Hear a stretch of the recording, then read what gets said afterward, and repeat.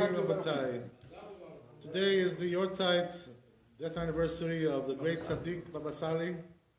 Zchuto Tagen Aleinu. And also we have another amazing thing, which is that we're doing the days of SHOVAVIM, coming into the days of SHOVAVIM very soon, B'ezrat Hashem. So let's try to make a connection between this and that, right? Baba SALI and SHOVAVIM. What's the connection? How do we connect it? Very simple. You know what they say, right? That the family of Baba SALI, the Abu Chatzera family, first of all, right, they are Spanish family originally, even though they come from Morocco. But what happened was that when the Jews were expelled from Spain, many of them went to Morocco. That's what happened, you know. So a lot of the Moroccan Jews are right. They're expelled from Spain originally. That's what it is, right? There's also other families over there which are not from Spain.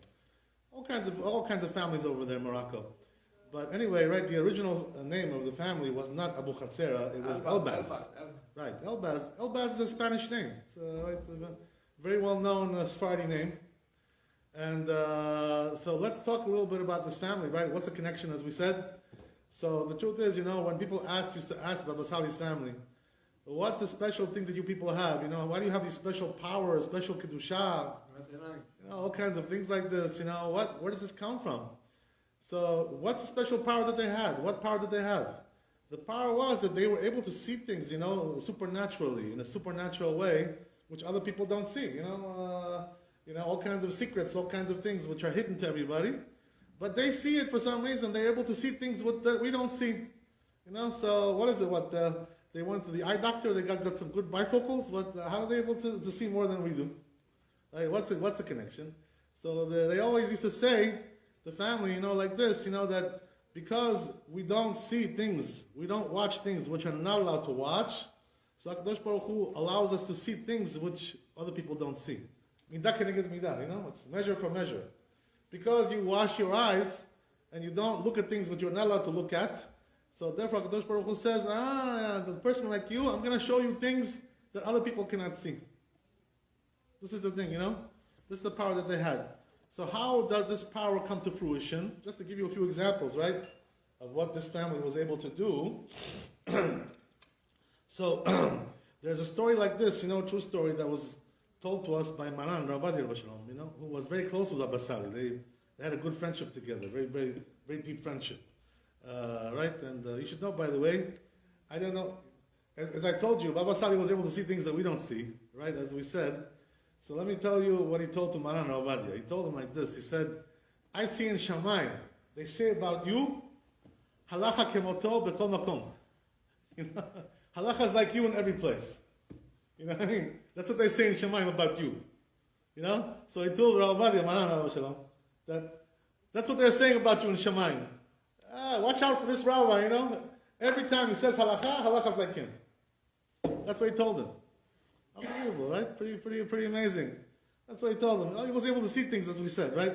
So what's the interesting thing? That there's a story like this brought down, that there was a certain child who was living in Eretz Israel, and he was kidnapped and taken away from his family. They couldn't find him, you know, so he was abducted, you know. Right? So what happened was that they were looking for him. They went to the police, they went to this, the Shabak, this, nobody can find him, nobody knows where he is, they can't find the kid. So what happens is that, eventually they see, right, that there's no hope and nobody's able to find the kid. So what happens is that they come to the family of Baba SALI, they come to Baba SALI, you know, the people, the family, they ask him, they say, Rabbi, you know, can you please help us, you know, we know you have some special powers to see things, you know, you see all kinds of things. Maybe you can see where our child is, you know, because we don't see where he is. He's gone. He's lost. We don't know. We can't find him. Right? That's what they told him. So, you know what Rabbi SALI said? He told him, he says, I'm a little bit busy now, you know, go to my son, Baba Meir, you know, Rabbi Meir, you know, and he'll help you. Rabbi Meir was the son of Baba SALI, right? Rabbi Meir Abu Chatzera. So they went to Baba Meir, you know, and they... No, Baba Meir, no. He was niftar a long time ago. So he was niftar at a young age. So what happened was that they went to Baba Meir. They told him, they said, okay, Rabbi, you know, your father told us to come to you. So what do you say? You know, can you help us or not? So what happened was that Baba Meir told them, they said, oh, your son. He says, oh, yeah, okay, I see where he is. Tells them, I know where he is. They said, where is he, Rabbi? They said, you know what? They took him out of the country. They snuck him out. They kidnapped him. He's in England now. That's where he is. Can you imagine? Tells them he's in England. Boom. All of a sudden, they tells them, yeah, go to this place in London. Just gives them the address. GPS. The whole thing. So it tells them, yeah, go over there and you'll find the kid. He's over there. At the address over there. So they went over there, the police went, they raided the place, they found the kid was there. He was kidnapped. He was abducted, and they were holding him in that house. Can you imagine? This was the power that this family had. How did they get this power? Because, they were being extra careful about looking at things which you're not allowed to look at. Like they say, just to give you an example, right? They say that Baba Sali was very proud about his son, Baba Elazar, who was also died at a young age. He was murdered, as we talked about that. Kiddush Hashem, he was murdered. So what happened was, about 10 years ago, he was murdered. So what happened was that he was used to brag about his son, to people. He used to say, oh, I have one son, his name is Elazar. So he says, this kid is so holy. He never saw the shape of a woman in his life, never looked at a woman's body in his life, this guy. Can you imagine? He's married, and he never looked at his wife's body. This is the way these people used to live.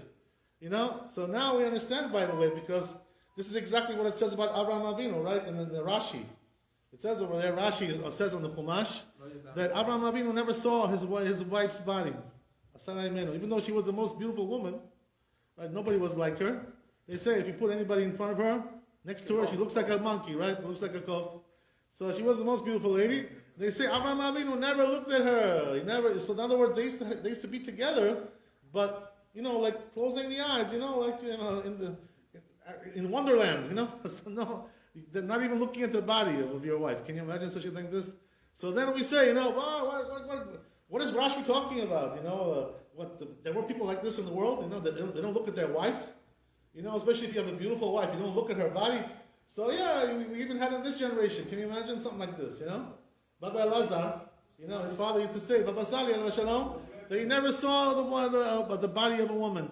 There's also another story, they say about Baba Elazar. By the way, you should know, if you ever went to visit Baba Elazar, right? He was in Beersheba, if I'm not mistaken, right?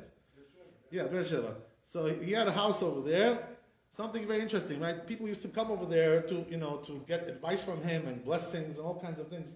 He was a big Baba, he was a big thing, big attraction. He was a big thing, right? So what happened was that people used to come there, like hundreds of people waiting over there, Can you imagine?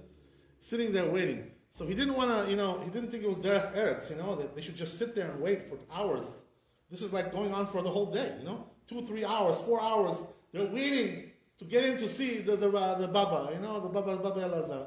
So what he did was, in order to be a nice guy, what did he do? He made over there, right, buffet, and he would put over there buffet, food, so they should eat and drink, have a good time, while they're waiting, While you wait, you eat. That's what it is, right? So he was a very generous man, very, very kind person. This is the way he was, But when you would go in to see him, you know what it was, right? You wouldn't even see his face because he had a veil, He had a veil covering his face. You couldn't even look at him. Can you imagine? He was so tzanua, such a tzanua person, he didn't even want to look at the people that were coming there to visit him. That's the way it was, Can you imagine such a thing like this? And by the way, I did actually see a picture of him without the veil, how he looked. And he was a very handsome guy, I must tell you. Handsome guy, handsome rabbi.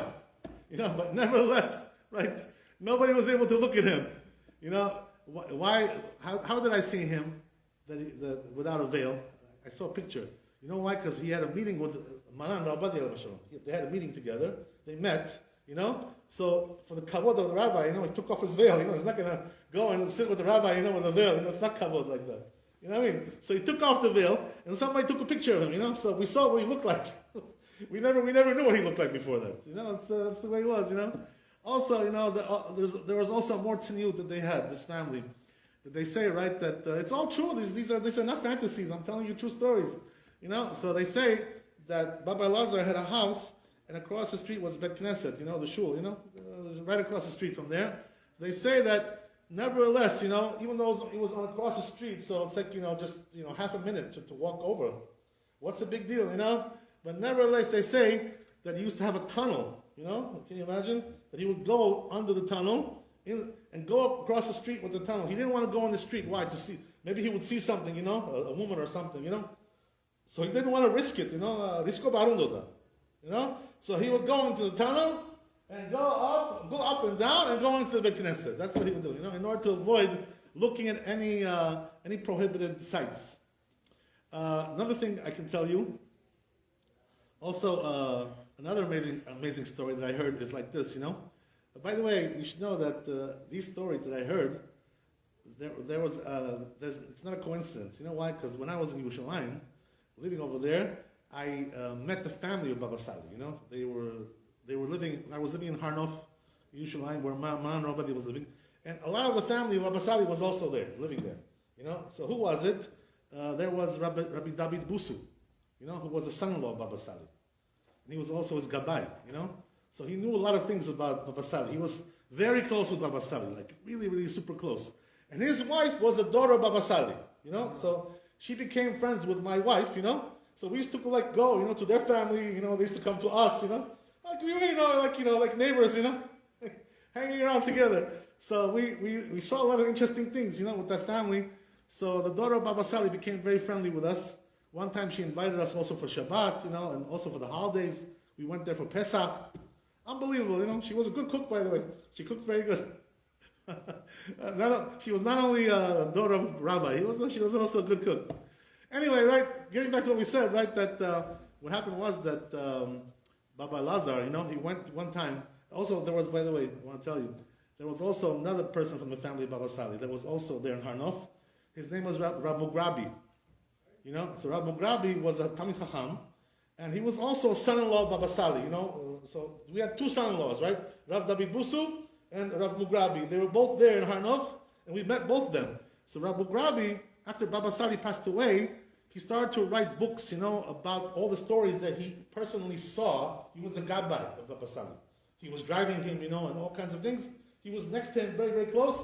So all the stories, all the miracles that he saw, the miracles of Baba Sali, can you imagine? We're talking about hundreds of miracles that Baba Sali did, that he himself personally saw them, and he wrote books. He used to give these books to me, for free, when he would publish them.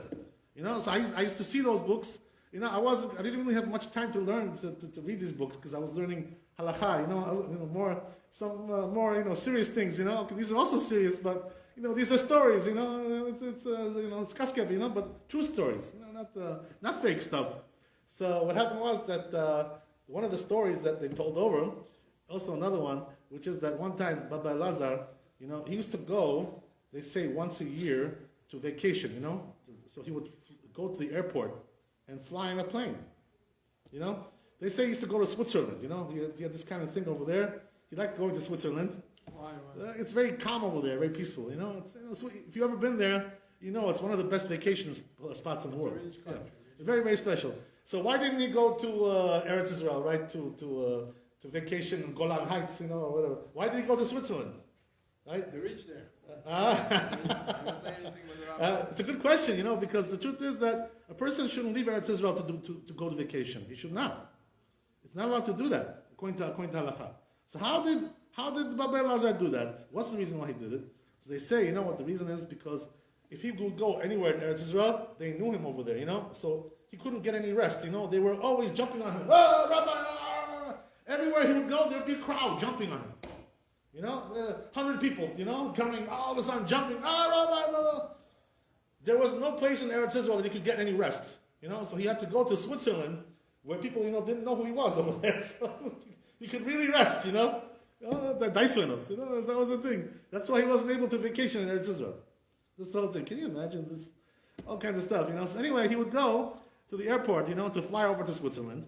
So what happened was that he used to take like a group of Talmidim, around him. And they would surround him. Why? He would walk and they would be around him, like a circle, so he shouldn't see any woman or anything like that, That was the whole thing. He couldn't, the airport is a very busy place, all kinds of things going on over there. all kinds of activities. Or you can see some things there. You don't want to see them so much. So he used to have like a circle of people surrounding him, so he shouldn't see any women. That was the whole thing, So what happened was that one time, they were surrounding him. He was going up to the plane, going up the stairs to the plane. And all of a sudden, some crazy lady, she went and she jumped into the circle, She jumped in. She went and she jumped on him. She got so excited, when she saw the rabbi. So what happened was that Baba Lazar, he was surprised, he was shocked. He was like, oh, all of a sudden, a woman jumps in. Boom. So he was shocked, and after this whole thing was over, so he told his Talmudim, he says, you should know, he says, this woman that I looked at her today, he says, I lost about 15 years of Kedusha, of holiness, because I had to see this woman today. He says, I went down in my holiness, 15 years of work, I just lost. Can you imagine such a thing?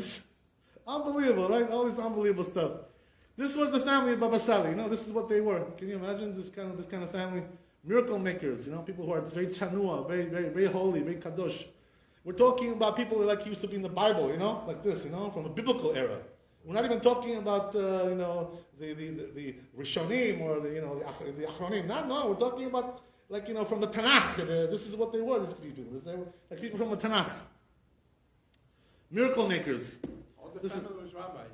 Right? So this is the way it was, this family. It was unbelievable. So you see from there, Rabbatai, that the most important thing about guarding the brit, if you want to guard your brit and not mess up your brit, as we said last time, we were talking about what messes up your brit. So Zohar Kadosh says over there, right, we mentioned it already, that the worst thing is going with a goya. If a person goes to the goya, that's gayara, kaltan. This is the worst sin that a person can do. And also adultery, right? Going with somebody else's wife. These are the two things that destroy the brit altogether. Destruction. But there's also things which are also very, very powerful. Like as we said, right? If a person goes with a nidah, his wife doesn't go to the mikveh, he lives with her like that. Or any woman, doesn't matter whether it's his wife or it's his girlfriend or whatever it is, doesn't make any difference. If he goes with a nidah, this is considered to be destroying the brit also, very big destruction of the brit. As the Chazal tell us in the Zohar Kadosh, that a person who doesn't keep the nidah, the laws of nidah, what happens is that comes on him some kind of very bad malach, and goes around him, doesn't allow him to go up in spirituality. It closes him down, so he can't grow, he can't go up in spiritually. Nothing. Zero. Becomes totally zero. It's karet, he's so karet. Gets cut off from the Jewish people. A person who goes with a nidah. It's a very big sin, right? That's the idea. So that's also a very big violation of the brit, going with a nidah, and also we have other things as well, right? Which are a little bit smaller, but still very, very severe, right? We also have one other big one, which is masturbation. We talked about that, right? The person who wastes his seed, also considered to be a very big sin, wasting your seed. So a person has to be careful, not to come to a situation where he masturbates, chas v'shalom. Even if he's not married or he's married, it doesn't make any difference. What difference does it make? It's all the same. A person has to be very careful about that. They say, right, a person who masturbates, it says in Shulchan Aruch, Ibn Ezer, he's considered to be like a murderer. He's chayav mitah, he's liable to death. Shem Yirachem. It's very, very severe. Very severe. He's destroying the seed, destroying the lives. A very, very, very severe sin, So a person has to be very careful. But there's also smaller sins, which are also destroying the brit. Like for instance, if a person does zinut, goes with a prostitute, even if she's Jewish, but he didn't marry her, she doesn't go to the mikveh, he's not married with her, and she goes also with other men. She's a prostitute. It's a zonah. So going with a zonah, even though she's Jewish, doesn't make any difference, right? Still, it's considered to be a very big problem. Also, you're breaking the brit. Even if she goes to the mikveh, by the way, it's still not allowed. Why? Because she's a zonah. She's not designated for you. She's also going with other men. That's called zonah. Yeah. Yeah, that's a good question. Yeah, of course. The story of Yehuda, right? So says the Rambam regarding that in those days before Matan Torah, it was allowed to do that.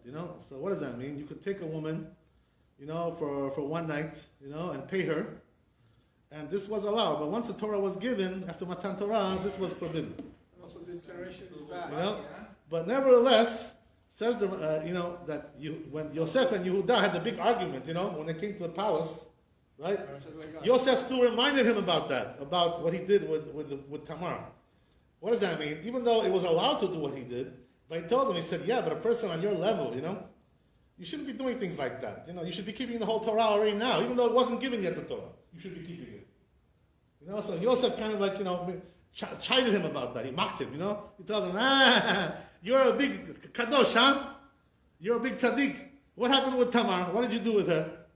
Yeah, okay, it was allowed. But a person like you, you're the Gedol Ador. You're the leader of the generation, A person like you shouldn't be doing things like that. So he told him. So, yeah, that's the thing, So, yeah. Exactly, that's the whole thing. He told him, you should be keeping all the mitzvot. What happened to you? Why didn't you keep this mitzvah, Okay, you're allowed, but person on your level, this is not the way. But Yehuda didn't have any sin over there. There was no sin. There was no chas v'shalom. There was no sin. So, but who did have a sin? His sons, Er and Onan, right? They did have a sin. They wasted their seed. Kadosh Baruch Hu killed them. That's why the Shulchan Aruch says, wasting your seed is the biggest sin in the Torah. But how it was not sin if she really was his kala? So how it cannot be sin? Oh, because she was, you know what it is, that her husband died. So she was almana. She was almana. Huh? She was his kala.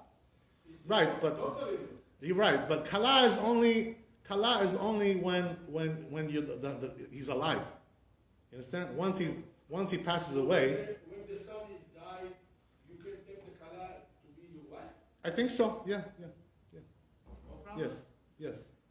Once he dies, yeah. We'll check that again just to make sure. But that's the way it is, if I remember correctly. So there was no problem with that. But also there was not only that, Shalom, but there was also a mitzvah over there as well.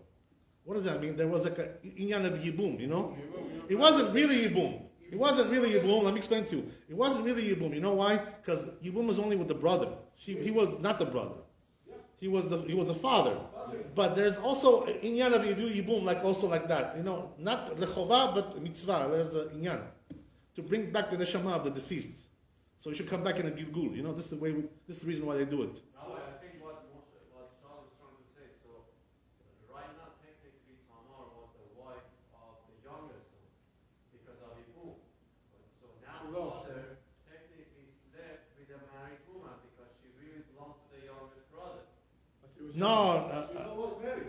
She was not married. She was almana. Because of Ibu, so now she cannot marry anybody else. She's destined to marry the youngest brother. Okay, Amir, you're saying something good. You know what the answer is to your question? She's a married woman. You know what the answer is your question? That what happened was like this, right? That when Er and Onan died, what happened was that then Tamar told me, okay, so now give me to your third son. And Yehuda told him, but he's a kid, he can't give you now. So wait a few years, until he grows up, and I'll give you. What happened was that she saw that he wasn't giving, So that's why she did what she did, But she's married now. Yeah. Yeah. She's still married to the third son. No, that's not called marriage. That's called the zikat yibum, But what happened was that he refused to do it. He refused it, So they probably. Because she's the Cheskat Isha Katlanit after two husbands. Yeah. Everybody's scared. Right. He thought that she was katlanit, but that wasn't true. It was their sin, Yeah. You know what I mean? That's what he thought. Yeah, you're right. Yeah. That's why he didn't want to give The it. reason why you don't give the third. Absolutely. Okay. חזק וברוך, ברוך השם, כולם חכמים, בעזרת השם. רבי חנן, כשומר את הקדוש ברוך הוא, זכות ישראל, רבי חנן, זכות ברוך הוא, חפש למען צדקו, יגדיל תורה וידיר.